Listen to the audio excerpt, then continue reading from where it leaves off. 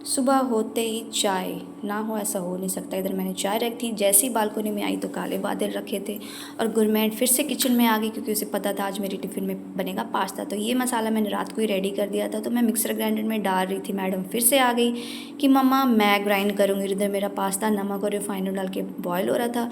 जब 80% हो गया तो मैंने इसे ड्रेन कर लिया और ठंडे पानी से वॉश कर लिया ताकि ओवर कुक ना हो जाए। जो कि गुरमेहर ने पीसा हुआ था मिक्सर ग्राइंडर में मसाला, उसमें मैंने ऑरिगेनो डाला और अच्छे से पास्ते को मिक्स करने के बाद जब मैं स्टार्ट कर रही थी इसमें स्लाइस वाली चीज़ डालें, गुरमेहर फिर से आ गई, मम्मा चीज़ मैं डालूंगी। इधर इसे देरी हो रही थी, इसके पापा इसे बार बार बोल रहे थे गुरमेहर आ जाओ तो मैं नहला देता हूँ, क्योंकि अराउंड 7 बज रहे थे जब मैं पास्ता बना रही थी।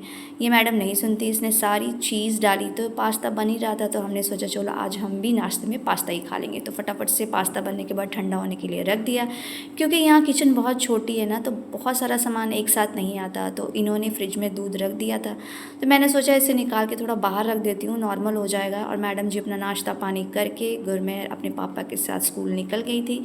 और इनके जाने के बाद मैंने सोचा चलो अपना जो थोड़ा पेंडिंग काम है फटाफट से वो निपटा लेती हूँ। तो इधर मैं लग गई थी दूध को खाली करने कि इसे भी मैं बॉईल करने के लिए रख दूँगी। उसके बाद मैंने किया ब्रश और ये भी आ गए थे, फटाफट से हम दोनों ने किया अपना पास्ता एंजॉय। फिर ये ऑफिस निकल गए। सारा घर की साफ़ सफाई करने के बाद मैंने हेयर वॉश किया, सीरम लगाया, उसके बाद मैं बैठ गई थी जपजी साहब का पाठ करने, जो कि मेरे दिल को बहुत सुकून देता है। 11:30 के आसपास मैंने सोचा आज लाल चलाई बनाती हूँ। तो तेल में मैंने लंबे कटे प्याज आलू डाले, हल्का फ्राई किया।